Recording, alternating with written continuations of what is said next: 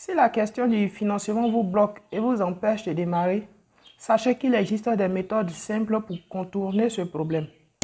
Vous voulez entreprendre et vous n'avez pas de fonds de financement? Voici une méthodologie simple, pas à pas et détaillée pour vous permettre de créer votre entreprise. Sachez que tout ce que nous allons présenter dans cette vidéo s'adapte exclusivement à l'environnement africain. Alors, pour démarrer, vous devez d'abord trouver un problème, un bon problème. Parce que ce n'est pas tous les problèmes qui peuvent vous permettre de créer votre entreprise et de pouvoir vivre ou alors de pouvoir évoluer sur le long terme. Il y a de bons problèmes. Mais alors, c'est quoi un bon problème? Voici donc les caractéristiques. Un bon problème doit d'abord pouvoir être réel. Il faudra que ce soit un problème que les gens rencontrent vraiment. Ce ne soit pas un problème que vous inventez pour vouloir innover. Innover, c'est bien. Mais lorsque vous voulez démarrer une entreprise sans financement, ciblez d'abord un problème qui est d'abord réel. Ensuite, si le problème est réel, le problème doit pouvoir être définissable. C'est-à-dire que vous devez pouvoir définir facilement le problème que vous résolvez. Ensuite, ce problème-là doit être considérable. Considérable, c'est-à-dire qu'il doit avoir un grand nombre de personnes qui rencontrent ce problème. Ensuite, ce problème doit être difficilement résolvable. Imaginez un problème qui est facile à résoudre, où tout le monde peut résoudre.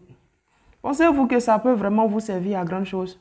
Non, parce que si vous le faites que ça marche, eh bien, tout le monde va le faire. Chacun va le faire chez lui. En plus, le problème doit être évident. Il faudra que, s'il y a beaucoup de personnes qui rencontrent ce problème, il faudra aussi que ces mêmes personnes accordent de l'importance à ce problème. Du coup, ils n'auront pas du mal à venir acheter votre solution. Ensuite, ça ne doit pas être totalement résolu. Bon, imaginez que vous venez dans un secteur où tous les problèmes sont déjà résolus. Quel intérêt les gens auront à aller vers vous? Le dernier élément, c'est que le problème doit être croissant. Un problème, par exemple, comme l'alimentation. Vous voyez, les gens n'auront jamais fini d'avoir faim, ils n'auront jamais fini de manger. Donc, c'est un problème que tout le monde vit au quotidien. Le second point, c'est de savoir éviter la diplômite. Ce n'est pas parce que nous avons de gros diplômes en poche que nous sommes supérieurs aux autres, que nous sommes plus intelligents que les autres. Et donc, que nous ne pouvons pas faire certains petits métiers. Non.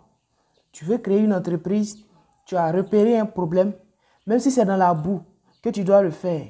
Pour évoluer malgré tes diplômes, retrousse les manches, fais-le. Parce qu'on pense que parce qu'on a des diplômes, donc on est supérieur aux autres. Non. On doit savoir une chose, hein, c'est que pratiquement dans tous les pays, dans tous nos pays bien sûr, nos programmes d'enseignement sont inadaptés au contexte socio-économique actuel. Les bases de l'éducation financière sont absentes. La rédaction, par exemple, de business plan est théorique. Et on nous encline à être des experts et unidisciplinaires. Bon, pour gérer une entreprise, déjà, il faut être quelqu'un qui sait faire un peu de tout. Parce que là, on est en train de parler de pouvoir démarrer sans financement. C'est-à-dire que tu dois pouvoir faire ce qu'il faut avec ce que tu as et démarrer avec ça. Bon, si tu n'as pas comment on appelle ça, de connaissances en leadership, si tu n'as pas de connaissances en, comment on va dire ça, en management, tu n'as pas de connaissances en gestion, tu n'as pas de connaissances, bon, franchement, qu'est-ce qu'il faut là? Donc, tu dois pouvoir t'entraîner. Ce n'est pas parce que tu sors de l'université avec des diplômes à la main que tu penses que tu peux tout faire. Non. Quelqu'un qui aspire à devenir entrepreneur ou bien un entrepreneur déjà doit être autodidacte parce que c'est primordial pour la gestion d'une entreprise. Tu dois pouvoir apprendre les choses de toi-même par toi-même et ne pas compter forcément sur ton diplôme. Tu as peut-être, comme on appelle ça là, un doctorat en lettres modernes par exemple. En ce qui concerne la gestion d'entreprise, non, franchement, on a qu'à se dire la vérité. Tu n'es pas expérimenté, tu n'as aucune expérience. Tu n'es même pas la personne indiquée pour ce genre de poste. Donc, pour pouvoir gérer ça, puisqu'il s'agit de ton entreprise là, il va falloir que tu te formes. Donc là, tu dois être autodidacte. Ensuite, pour le troisième gros point, nous allons présenter une petite méthodologie qui est centrée sur, ou alors on va dire, une petite méthodologie qui est basée sur le business model Canvas. Non, peut-être Canvas, bon enfin, le business model Canvas. Le premier point, vous devez pouvoir résumer la solution que vous proposez afin qu'elle soit facilement compréhensible. Vous devez définir clairement votre niche ou bien votre population cible. Vous devez miser sur la communication en mettant l'accent sur les émotions. Vous devez fidéliser vos clients. Vous devez pouvoir vous focaliser sur ce qui a de l'impact et laisser les éléments inutiles. Et définir clairement le travail de chacun de l'entreprise. De chacun, on veut parler ici de vos partenaires et de vos collaborateurs. Vous devez définir clairement les ressources dont vous avez besoin pour être excellent. Ça peut être les ressources financières, humaines ou bien intellectuelles ou alors tout en même temps. Vous devez aussi identifier les structures qui font la même chose que vous. Vous devez établir des partenariats et vous devez pouvoir saisir les opportunités qui se présentent à vous. Le quatrième point, c'est l'art de convaincre. Vous savez les amis, même si vous avez la solution la plus révolutionnaire de la planète, même si vous avez l'idée la plus géniale du monde, vous devez pouvoir arriver à vendre ça. Pour ce faire, il va falloir que vous ayez la capacité de convaincre des gens à acheter. Donc là, c'est très important, franchement.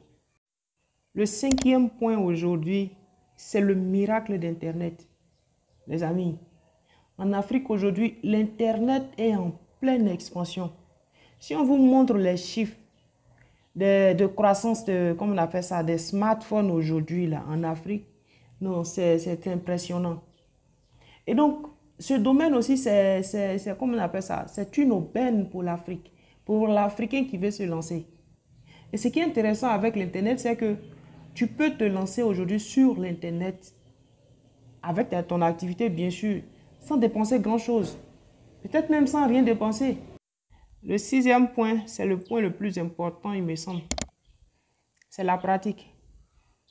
Vous aurez beau faire des recherches, vous aurez beau construire des documents, vous aurez beau ressasser toutes les connaissances, réunir toutes les connaissances, le savoir qu'il faut. Sans action, sans la pratique, rien ne va se faire. Vous n'aboutirez à rien. Passez à l'action, passez à la pratique. C'est ça le point clé de tout. Mais il y a une chose aussi que vous devez savoir, c'est que pour un début, vous n'avez pas besoin de business plan. Tout ce qu'il vous faut, c'est la pratique, c'est l'action. Le business plan, ça vient après. Ça vient après quand, ayant déjà un business, vous voulez grandir. Vous voulez vous étendre. À partir de ce moment, vous avez besoin d'un business plan. Parce que là, de base, vous avez déjà un business model.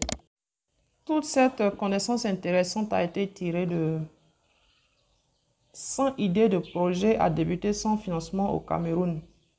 Moi, je dis sans financement en Afrique, par Dr Claudel Nombissier.